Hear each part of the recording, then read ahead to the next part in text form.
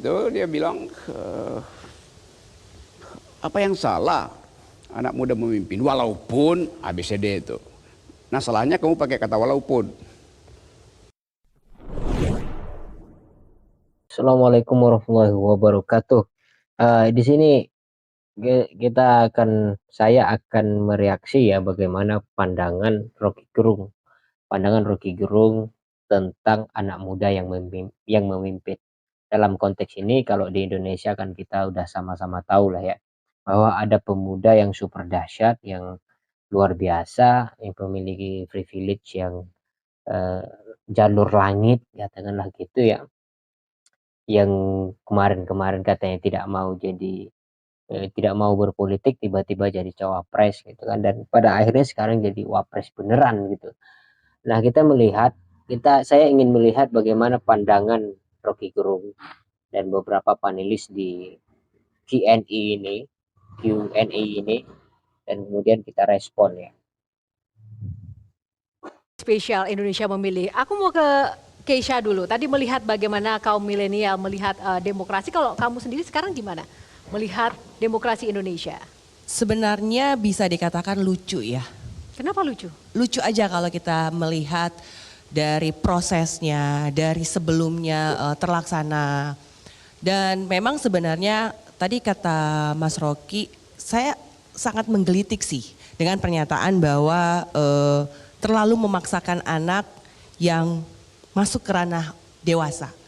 Dan menjadi pertanyaan saya adalah apa kabar orang yang pemimpin-pemimpin daerah yang awalnya banyak sekali dong kalau mau dilihat ya kepemimpinan orang tua, tiba-tiba anaknya masuk semua, kalau bisa satu keluarga di bawah. Wah, ini maksud Kesha ini apa ini? Ini berarti dia mengeluarkan data yang sangat berharga menurut saya, bahwa di berbagai daerah terjadi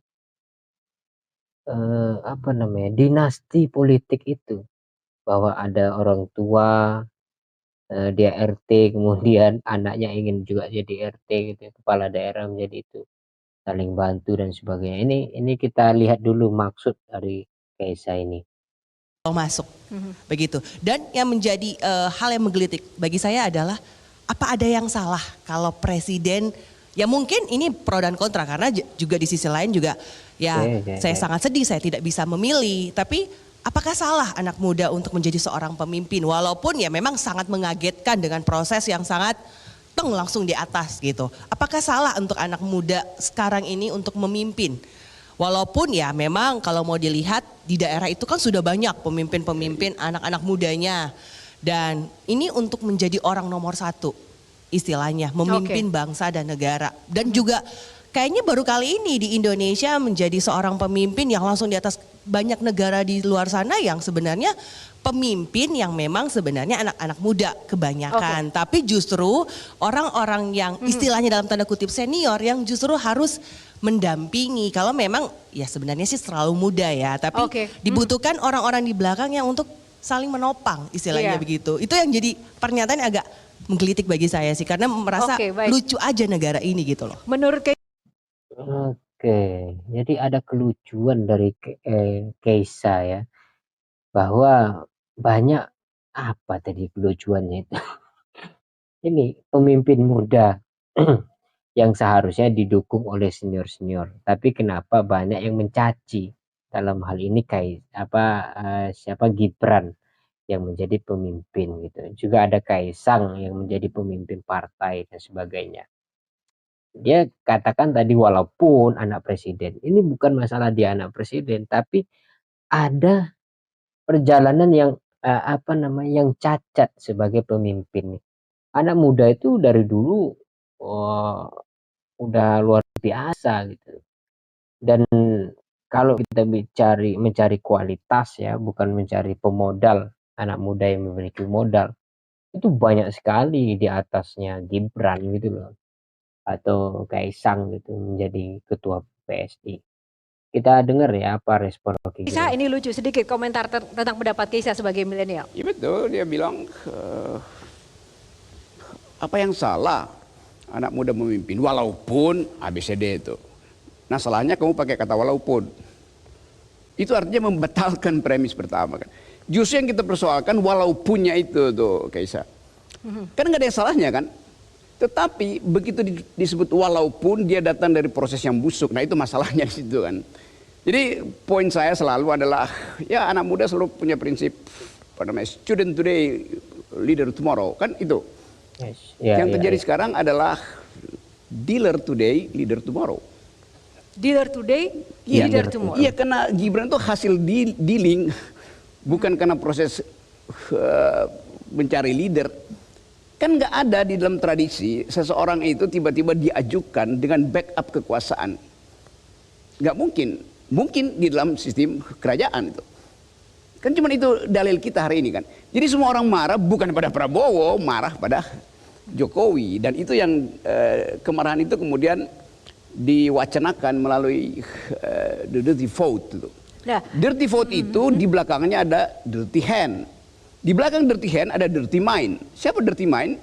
Ya si mastermind, yaitu bapaknya. oke, baik. Oke, jadi ini bukan soal anak mudanya, bukan soal Gibrannya yang menjadi pemimpin yang diajukan ya. Tapi soal itu dirty foot, dirty hand, dirty mind itu tadi. Ada pemain di belakang itu, ada tenaga gelap di belakang itu, ada suara gelap gitu kan. Itu apa singkatnya begini ya. Gibran itu orang baik ya, tapi dia tiba-tiba menjadi pemimpin dengan proses yang menakjubkan itu tanpa pernah ikut organisasi sana sini misalnya yang kita juga tidak melihat bagaimana masa lalunya berbicara soal demokrasi misalnya. Itu kan tidak ditemukan diskusi-diskusi kelas dan sebagainya. Dia kan tidak memiliki budaya-budaya semacam itu. Nah, ini kalau kita bahas nanti panjang lagi. Jadi bukan soal anak mudanya itu yang melekat pada Gibran, tapi soal Gibran itu yang oleh Jokowi dipaksakan itu untuk menjadi cawapres. Terima kasih tanggapannya Bung Rocky. Gini, Oke, Yohana. sedikit saja sebelum kita buka box, Ya, Bang Akbar. Gini, Keisha ini benar nama Keisha kan, mohon maaf. Rocky harus menjelaskan lebih banyak sebenarnya. Dia lahir di mana pertarungan itu ide dan segala macam itu tidak lagi di masanya mereka. Rocky harusnya menjelaskan kepada Keisha dan ini perlu Ya kepada biar anak gue muda. jelasin, nggak usah lo jelasin. Tunggu dulu, Ya, apa yang dijelaskan? bahwa gini loh Keisha, para pemimpin perancang Republik ini itu bertarung dengan seluruh gagasan yang mereka bisa dapatkan dari berbagai tempat. Soekarno merancang Indonesia itu pada usia 20 tahun. Sultan Syahrir itu bertarung dengan bahkan sampai dia tidak lulus di berbagai tempat gitu ya. Tapi dia mencari tentang Indonesia. So kalau kemudian pertanyaanmu adalah apa emang tidak boleh orang muda itu memimpin? Boleh. Persoalannya yang mau dibicarakan oleh Rocky tadi itu adalah proses. Saya melihat banyak anak muda yang bagus kok. Ini Faisal Akbar ini berupaya untuk menengahkan ya selalu apa yang dikatakan Rocky Gerung kemudian diketengahkan gitu. Ini Faisal Akbar ini kalau terus-terus begini ini membuat saya tidak bisa komentar lagi. Seharusnya itu tugas saya. Oke, lanjut. Terutama pada pada pemilu yang barusan ini, sayangnya mereka tuh nggak punya duit, kalah semua. Pinter-pinter Pak Mardiono. Saya menemukan beberapa anak muda di forum saya itu, saya menemukan banyak anak muda dan saya didik. Sayangnya mereka miskin dan kemudian tidak bisa bertarung sebab sekarang yang mengambil kekuasaan, yang mengambil peran ini adalah para saudagar. Ya sudah. Iya, mereka pinter dan mereka miskin. Sebenarnya pinter miskin itu tidak masalah ya, tapi populer gitu. Kalau populer bisa gitu. Ini kan soal edukasi politik saja sebenarnya di Indonesia ini. Dari mana mulai edukasi politik ya, dari kampus gitu. Bagaimana supaya orang kuliah semua cinta kepada ilmu ya, pemimpinnya harus cinta kepada ilmu gitu.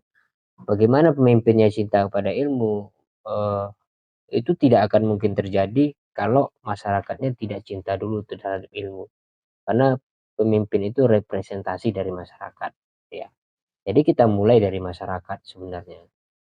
Cinta terhadap ilmu, kemudian cinta respon terhadap politik, dan maka akan muncul generasi-generasi yang bagus itu. Jadi ya omong kosong lah bicara kalau pinter, miskin, dan tidak bisa ngapa-ngapain. Sekarang itu pinter, kaya pun nggak bisa ngapa-ngapain kalau nggak populer gitu loh. Ini realitas kita. Makanya kemudian saya pengen lagi datang ke Metro TV untuk berbicara seperti ini lagi. Setelah bertahun-tahun tidak bisa bertemu dan berantem lagi sama Rocky. Karena itu penting. Baik, tepuk tangan. Iya, Akhirnya dapat kesempatan ya. Gini. Sedikit saja Bang Rocky. Ada tadi disebut Sultan Syahrir. Sultan Syahrir itu umurnya belum 40 itu. Dan sudah berdebat di forum internasional tuh.